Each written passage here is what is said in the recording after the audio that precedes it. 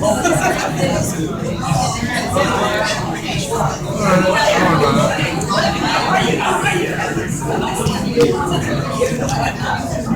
a friend of mine who's here. Will. Since I'm going to talk to you. What's going on? We've known each other for some years back, right?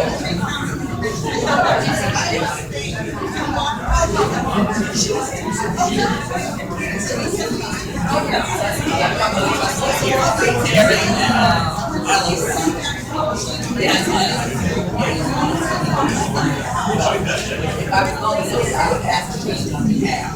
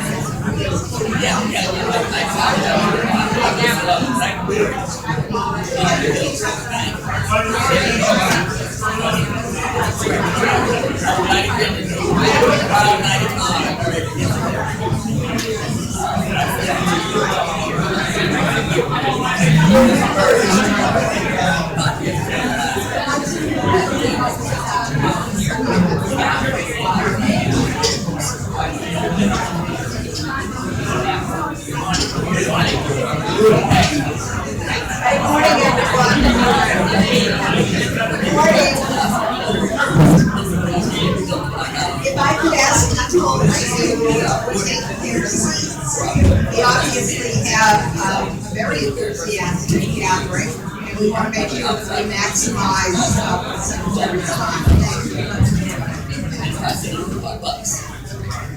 Thank you. Yes.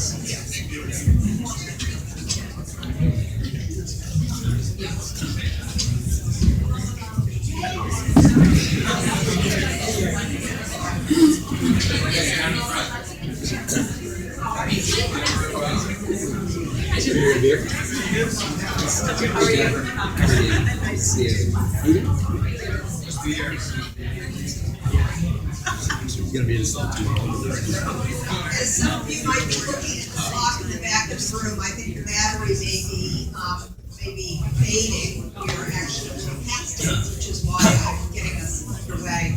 Let me start. First of all, I'm Pat McGuire-Deserving, for those of you that I may not have met, and I have a joint privilege of being president of Salem State University, and I'm also the chair of the North Shore Alliance for Economic Development, which is the group that has brought us together here today.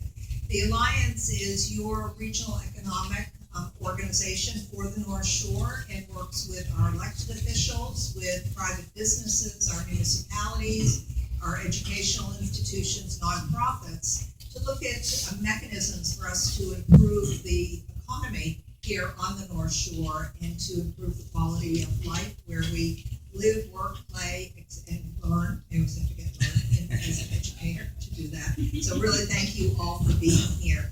I want to particularly extend a thank you to our elected officials who have joined us here today. We have Senator Lovely with us. I've lost sight of her too far. Thanks, Senator Lovely, Representative Tucker, and Representative Walsh is with us. Thank you so much for joining us.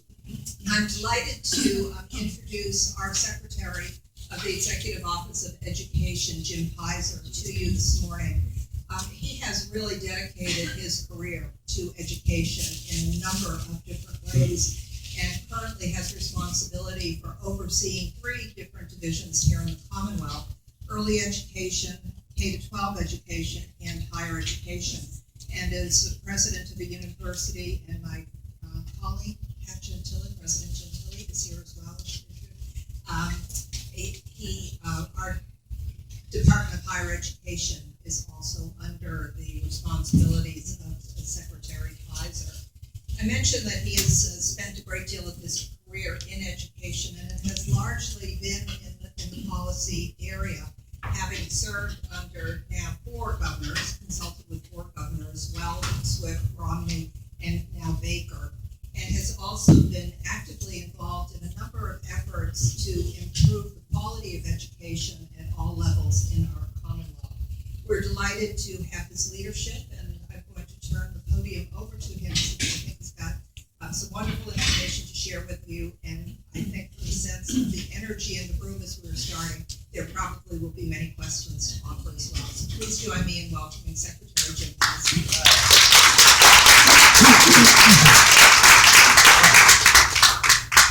Morning, everyone. Morning. Thank you, Pat, for that kind introduction. Is it okay if I close this? Yes. Which wouldn't be the worst thing in the world. First thing I have to do is apologize for my voice. It's a little raspier than normal. I just had a conversation with some of the Alliance board members, and by the end of it, I was starting to lose my volume as well. So we'll see how long my speechifying lasts. I guess what the good news for you is I'll speak less, and you can ask questions more and make as long a statement as you may want to make about anything you care about. That's going to be perfect for me. But before I get started, I do want to not only thank Pat again for that introduction, but to recognize her years of service, or decades worth of service here at Salem State. I'm not sure if any of you may have heard that she may be leaving us shortly. And I say may because until it happens, I'm still But she has been a tremendous asset, as you all know, to this institution, but equally important, has been a great partner to the public school system, to the employers, the workforce development system. She has, in many ways, sort of modeled what I think the Baker-Polito administration is really all about, which is trying to encourage cooperation and collaboration across sectors within regions in order to build stronger places for all of us to live and work and learn. And so if we could, I'd just give Pat a round of applause here.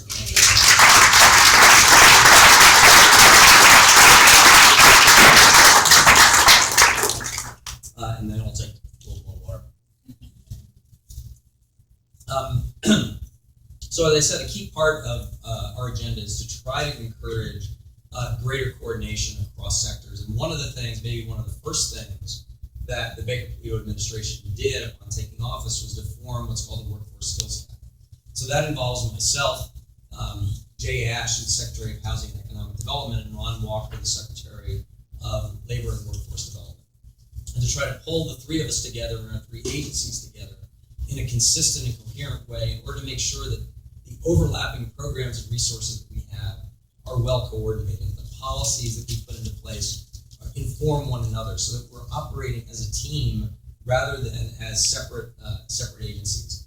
And that has been so important for ensuring not only that we are talking to each other, but that in the work that we do with the towns and cities around the state, that we are speaking with one voice as well. And again, I think the Alliance and Pat's work are good models and good reflections of that same ethos. An initial step that we took in this direction around more of a regional and integrated focus was the initiation of a regional planning process within higher education.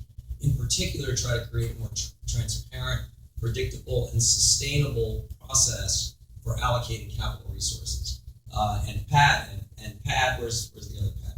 There she is. The Pats have been involved in that, as have all of the college presidents.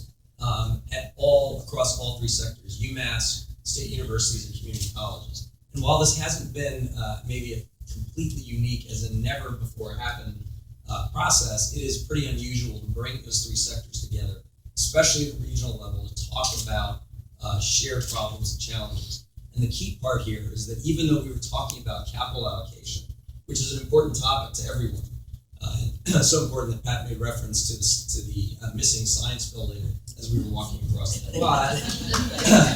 Yeah, please give us credit for that. What the conversations were really about was not just about sort of efficiency in the allocation of resources, but about how we can work together to better meet our own individual missions as institutions, but more importantly, meet the needs of the communities that we serve, the students, the employers, and the other stakeholders who depend so much on an integrated and effective higher education system. If you're a student or an employer, you don't think about the institutions as the only sort of touch point that you have with public education or public higher education. They are just part of a system, and creating a more coherent system that's integrated with each other, so that if you're a student going from one institution to another, you're an employer who has partnerships with multiple institutions, it feels like it's part of a coherent whole. And that's what we're trying to achieve. And actually, a great example of this within the North Shore in particular is the University in Lynn, which is a partnership between the City of Lynn, Salem State, North Shore Community College, Lynn Public Schools, the North Shore WIB, and other partners who have come together in order to create a shared space, a shared program that creates sort of a front door into the public higher education system that allows students and allows employers to have access to all the resources within the region in a way that makes sense for them, and in particular, that is tied to the workforce development and economic development priorities of the region. So that's a great example of the kind of collaboration, the kind of partnership that we're trying to encourage and expand across the entire Commonwealth. But these efforts to coordinate and collaborate are not ends in and of themselves. In particular, there are two major challenges that we're trying to address. First is that even though our unemployment rate is at historic lows in almost every region in the Commonwealth, there are still hundreds of thousands of working age adults who can't find jobs and who have become discouraged to even look for jobs. At the same time, employers large and small throughout the state are turning away business because they can't find enough skilled workers to fill the vacancies that they already have. And today's skills gap may only be a preview of a more challenging one in the future as our student-age population and working-age population gradually declines. To enable continued growth in the Massachusetts economy, we must graduate more high school students with real work experience and marketable skills, while expanding the number of post-secondary credentials in the high-demand fields of today and tomorrow. We're already making some progress in this direction. Importantly, last year in 2016, the legislature enacted an economic development bill that included $45 million in what's called a workforce skills capital grant in order to upgrade the equipment that is on site in our vocational schools and community colleges. We've already, of that $45 million, we've already granted out $15 million to more than 50 high schools and colleges, strengthening vocational technical programs serving more than 7,000 students, and increasing the capacity in those programs by over 50%. We've also recently launched a STEM paid high school internship program. So there's something, hold on one sec. I have 2 bottles of water up here. I'm realizing the circuit of liquids to choose from. I may be drinking it all by the time we're done.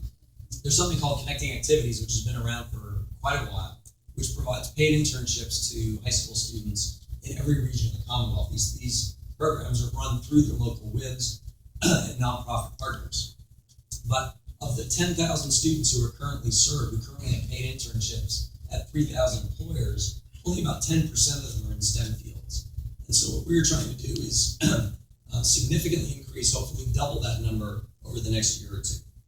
And already we signed up major employers like GE, Lockheed Martin, Siemens, South Coast Health Systems, and others as we push this agenda forward. Last week we announced the granting we received the grant, actually, the $2 million award from JP Morgan Chase. It's called the New Skills for Youth Grant. And the New Skills for Youth Grant is designed to create and expand high quality career pathways in our high schools throughout the Commonwealth. So we have vocational schools which serve about 20% of the students throughout the state. But the other 80%, very few of them have access to meaningful career pathways that are aligned with the needs of their local employers and of their regions, that include work-based learning experiences like connecting activities like these STEM internships, that have technical courses that prepare them for careers and for higher education, that give them access to college credits, to college courses while they're in high school, and that give them the kind of career counseling that exposes them to the opportunities that they have, not only within their regions, but across the state and around the country.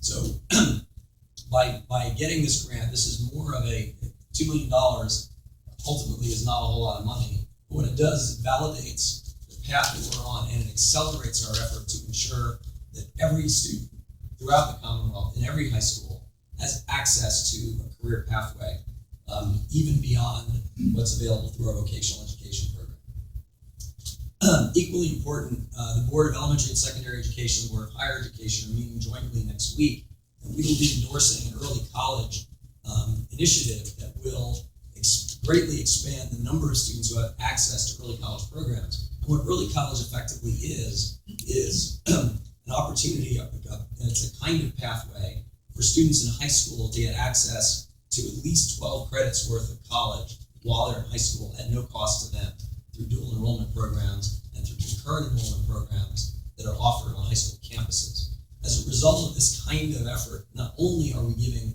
students a head start on college, but we're giving students who may not have even thought college was in their future access to what it's like to be in a college course, and some real confidence and readiness so that they can succeed when they get there. And then finally, in particular around this affordability issue, as you may have heard, we've launched something called the Commonwealth Commitment. And the Commonwealth Commitment is a program that encourages students to take 2 years of community college, earn their associate's degree, transfer to a 4-year institution, and if they graduate on time, if they maintain a 3.0 average during that period, they can earn a 4-year college degree at a cost that is up to 49% below the cost of a standard tuition and fee charge that they would otherwise pay. And that's before taking financial aid into account. As a result, it may be possible to earn a 4-year college degree in Massachusetts for as little as $15,000. That's an amazing value. It is still expensive for a lot of working families, and in some cases prohibitive, to get a 4-year degree, and in particular pursue it without having to work while they do it. And working and going to college, while that is something that thousands and thousands of people have done over the years, unfortunately is a barrier to getting as many students as we can to and through that process. And creating pathways, affordable pathways like the Commonwealth Commitment, is one way of doing that. So that's the first challenge. And obviously there's much more to do. But the second challenge is a somewhat different one. So Massachusetts education system is consistently regarded and ranked as the number one in the United States. And if we were a country, we would be among the top countries in the world. But given our dependence on the talent and skill of our people, we can't afford to rest on our laurels. Equally important, although we are at the top when it comes to overall academic achievement, we are near the bottom when it comes to achievement gaps, meaning from one group to another and from one community to another. To maintain our global leadership and to ensure opportunity for all of our young people, we must reclaim a sense of urgency around reform and improvement from early education through higher education. Some of the things that we're doing in this to address this particular challenge. In early education, we've consolidated multiple line items that have been addressing a variety of different topics to create a consolidated quality line item that allows us in particular to focus on upgrading the skills of our early education workforce. There's a lot of conversation over the years about access to early education, and that truly is important. But equally important, and in today's world actually more important, is the quality of that experience. Young children from ages 0 through 5 need to have access not just to daycare, they need to have access to quality early education experiences.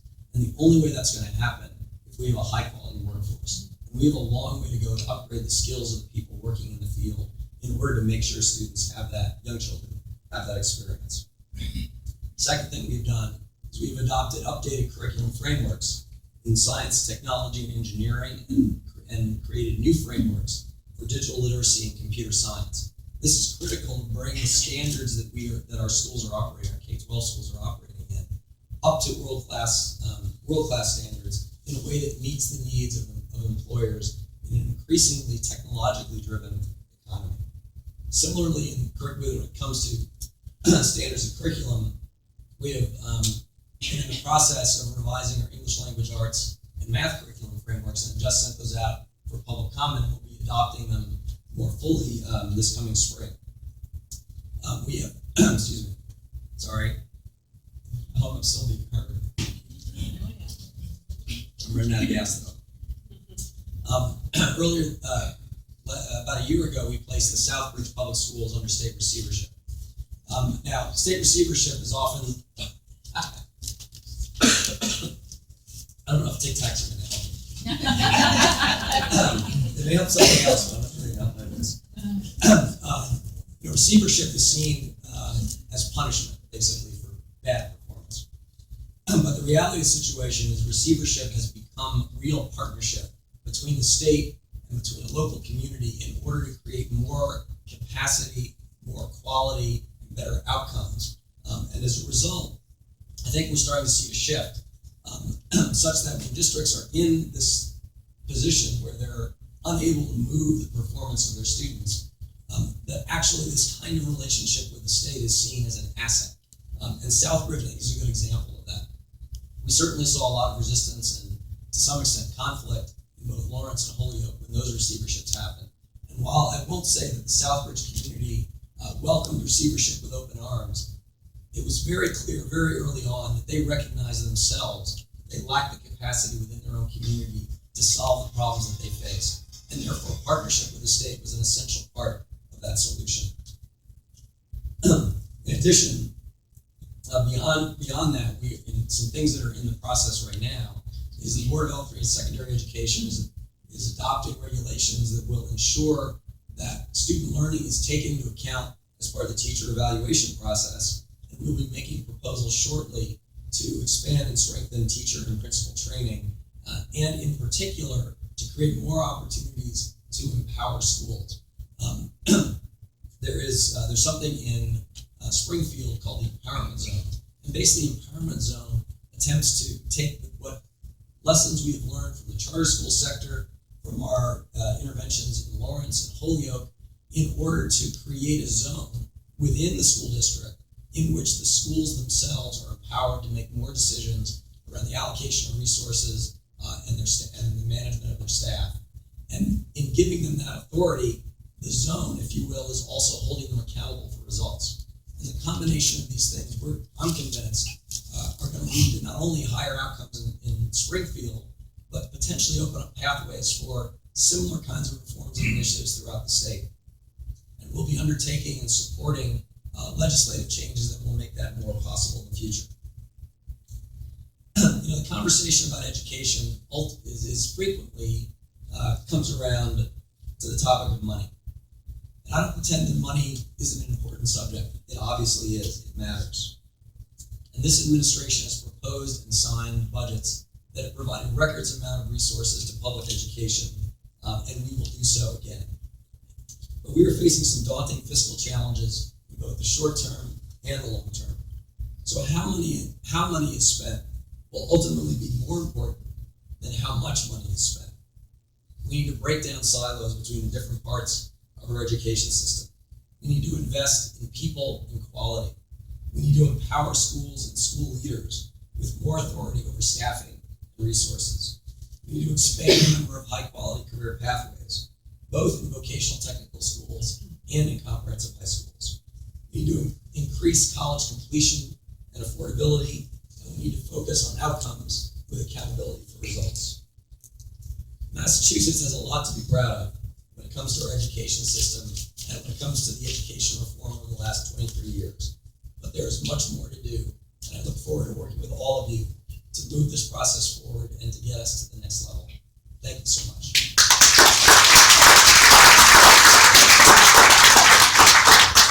Now it's your turn.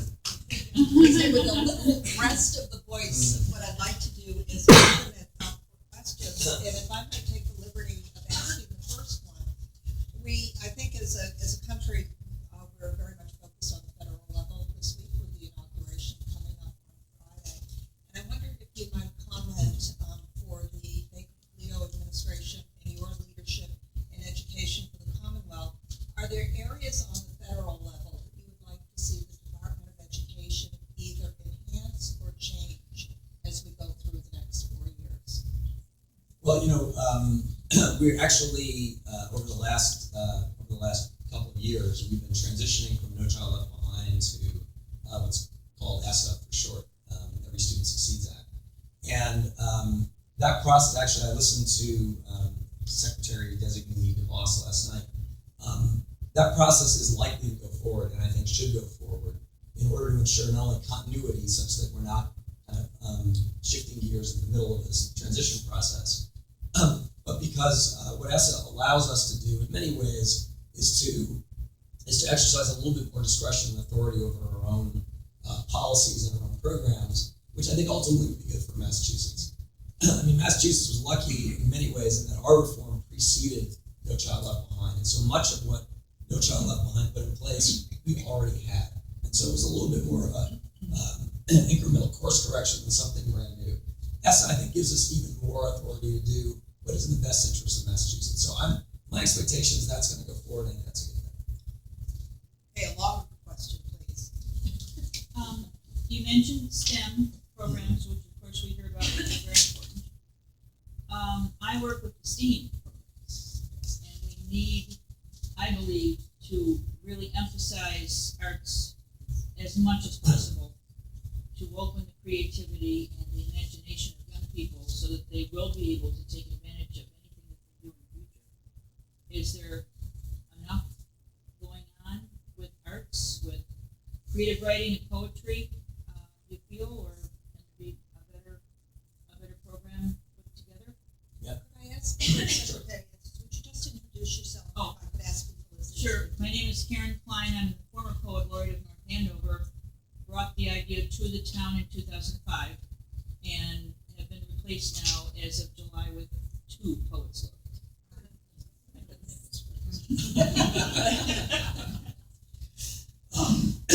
So I certainly couldn't agree with you more that arts is an essential part of any child's educational experience, whether it's in service of a sort of a STEAM approach or whether in its own right. One of the things that is actually part of the English language arts curriculum frameworks that are out for comment right now is, I think, an elevation of poetry and other literary genres, which I think probably this was probably overstated or misinterpreted, but were underrepresented in the standards that we had adopted back in 2010. I think there's no question that when it comes, certainly in English language arts curriculum, when it comes to reading and to writing, we need to ensure a very diverse experience for students. So obviously they need to read nonfiction, but they need to read literature, they need to read poetry, they need to have broad exposure to sort of the full richness of the literary experience and art. There are obviously visual and performing arts as well, which are sort of equally important to a well-rounded full experience. And I think all of those things are critically important. I will say, I'm not sure the state is necessarily the best vehicle for organizing and managing and in some ways mandating, which is unfortunately the way these things usually happen, that kind of curriculum. Unlike other courses, other subjects, I think there needs to be a lot more diversity, a lot more freedom, a lot more openness in the arts to allow local communities and schools to design their own way. But I feel it's an essential part of an experience, and I certainly benefited greatly from it myself. I believe each town needs a poet laureate. Or 2. Yeah, absolutely. No, one's enough. Usually. Mr. Peyser, thanks for taking my question. I'm Ethan Foreman with the Salem News. I wonder if you could talk about the success that's happened in Salem, this turnaround in the schools. They had the Bentley School has become a hybrid charter school, and it's seen as a model. And I just wonder if you have any comment on what really seems to be a really stunning success and turnaround in the Salem public schools. So Mayor Driscoll was here earlier today, and we talked about this very subject. And I think getting back to what I was discussing around empowering schools, thinking about schools as the key unit of change in any kind of education reform effort, that Salem is a great example of exactly that approach. And the Bentley and I think the courage and the foresight that the mayor and the school committee and the whole community has shown in embracing charters as a vehicle for turning around schools and for creating the kind of empowered school environment where educators can make decisions that benefit children. I think that's exactly the path we need to take around the state. Hi, Secretary Peyser. I'm Sarah Commercial Workforce Investment Board. Welcome Morning. to Salem. Thanks so much for being here. We, along with the Alliance, are involved in a major 18-month study for the future of the North Shore. And we're asking all constituents, businesses, teachers, students, social agencies, elected leaders, what they're envisioning. And the skill that has popped up, not surprisingly, two skills that have popped up from the business side, and what they perceive to be the most critical skills in the future, are the ability to learn and technology fluency. And so, my question to you is, where do you see, how can we deal with that technology fluency? And as we introduce our emerging workforce to the to that skill, I know there's been a lot of talk about making it a computer science course a requirement for graduation for all students. That's one issue that's out there. There's lots of other issues out there as well. So I was wondering what your thoughts are on how to build up technology fluency in our emerging workforce. Great. Thank you for that question. And as I mentioned earlier, the state has just adopted digital literacy and computer science standards. In some ways, that was the first step in sort of establishing what the baseline is that all students should have access to and exposure to during their K-12 experience. So just being fluent, if you will, in sort of the basics of technology and the digital world is part of that. But to your point around computer science, at the moment, we have computer science standards, and computer science is, in some ways, from a college admissions point of view, in some ways seen as a substitute for a science in terms of the core requirements. But as a policy, we haven't established a sort of an official standing for computer science on an equal par with the other sciences or with mathematics for that matter. And one of the things we are actively pursuing at this point is to try to figure out how to fully integrate computer science into the what's called Mass Core, which is sort of the default college prep curriculum.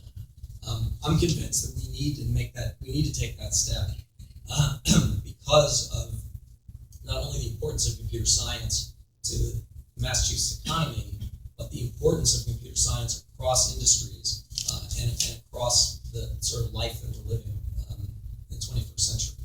So I think we need to, on the one hand, start to implement those digital literacy standards so that more students have a baseline understanding and exposure to technology.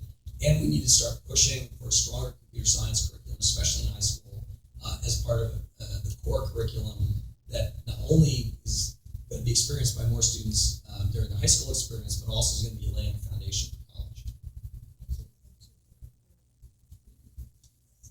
Okay, my name is Tori Martin. I work for the Massachusetts Rehabilitation Commission.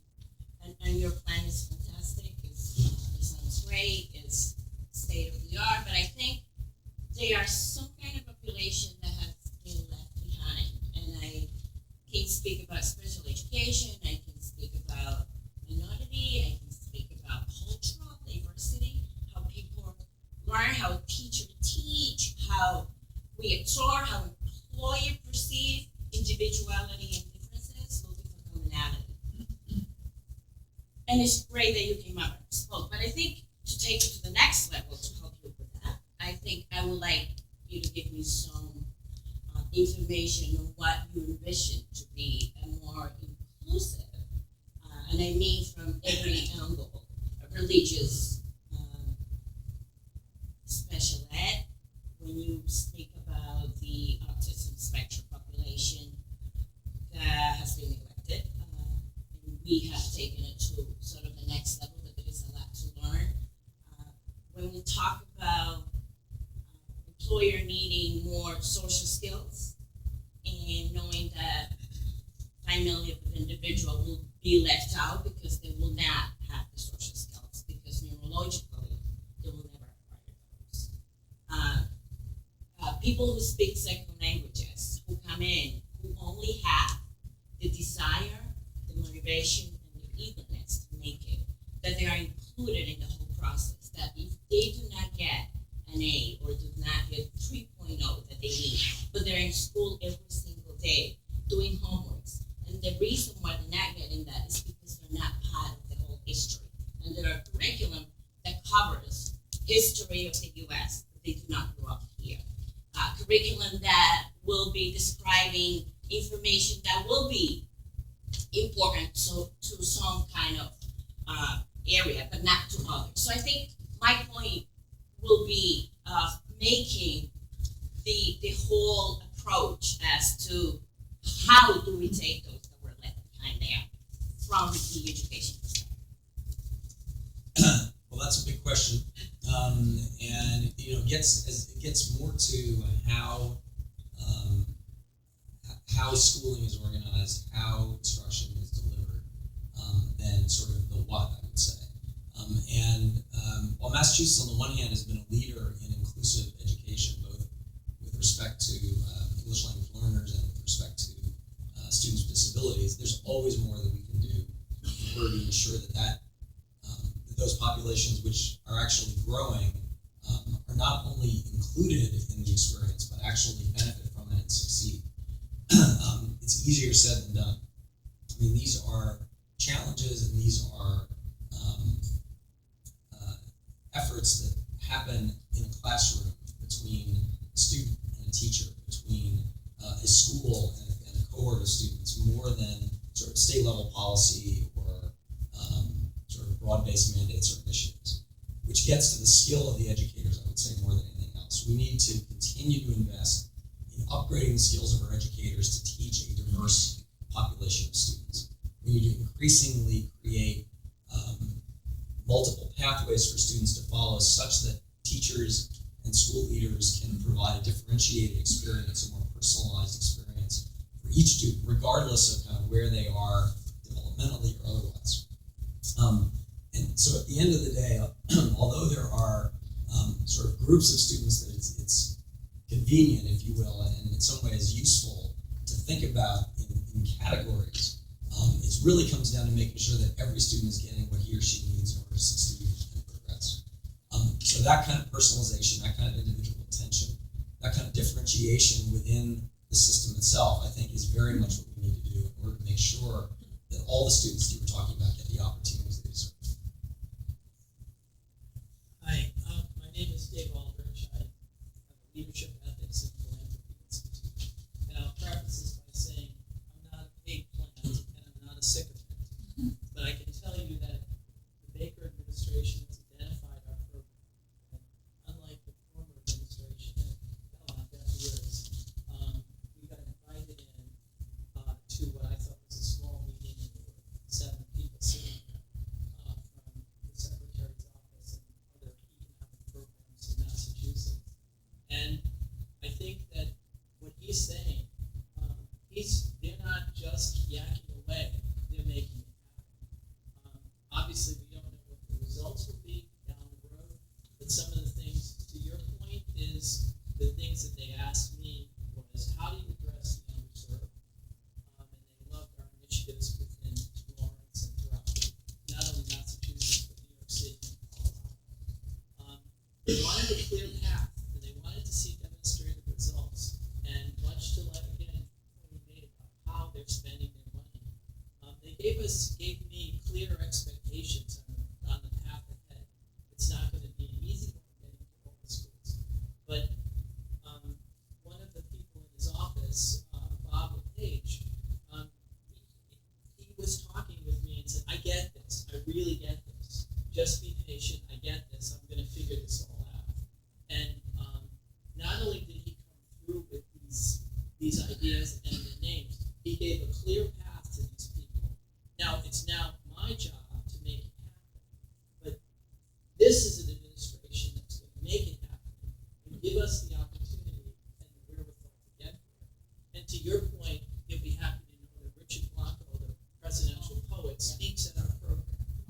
So I guess there's hope in this room, thanks to you and thanks to Governor Baker. And as I said, the former administration led us along and did nothing for me. Just kept saying, "Oh yeah, and nothing." So I just want to say thank you, sir. I'm going to give you a book. I guess you're welcome. It's the greatest book. It's one of our partners. It's called The Bigs, and I think every high school student in the Commonwealth should read it and watch the video. So I just wanted to say thank you, sir.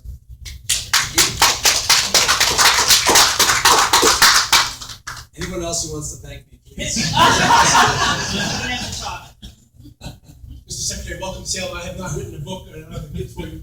Then you're done. So, affordability and access is certainly one of the big three and critical and was talked about in the presidential campaign. There are presently two different governors proposing essentially free higher education for everybody in their state, in public institutions. Governor Cuomo in New York, anybody 125,000 or under, and Governor Raimondo in Rhode Island, talking about the first community college essentially for free on years 3 and 4. I think the Commonwealth commitment is wonderful. It's doing a great thing here in the Commonwealth. We talked about money. I have not figured out how either of these governors, as much as I respect them, have figured out how they're going to pay for that. I'm just curious as to your thoughts on both of those proposals. Well, the New York proposal is harder to figure out. I mean, I think the projection is it's going to cost $160 million for them to do that on an annual basis. And that would cover essentially like 80% of the students who actually attend state universities or four-year public institutions in New York. I guess I'd say two things about that. One is we're not totally sure how the math works, and it's pretty clear at this moment, at least in our fiscal history, it's not clear how we could possibly afford something as ambitious as that. The second is, I think I would rather frame this conversation about affordability rather than free. And I think in part that's because it's important that people are invested in their education and there is a return to it, in higher education in particular. And I'm not uncomfortable with people being asked to contribute towards their education. The question is, are we making that hurdle low enough, if you will, so that everyone can get over it who's eligible and qualified and can benefit from the experience? So I sort of admire their ambition. I'm not sure how the math works. I know that would be a stretch probably beyond what we can deliver here in Massachusetts, at least at the moment. But I think that what we're focused on is trying to identify affordable pathways for all students, such that everybody who's eligible, who's qualified, and can benefit from the experience can not only get access to an education, but can complete it on time and in a way that will not leave them with a debt burden that ultimately they can't afford to maintain. Just a quick question around the zone that you were talking about. Experienced superintendent of that kind of lead so far. Is it sort of in the same arena as the Harvest Man chart? That sort of with the connection with creating a zone model? I'd say it's very similar. I mean, from a sort of governance point of view, it's a little bit different. But from a substantive point of view, the concept is exactly the same. It's to say, let's create a partnership between the district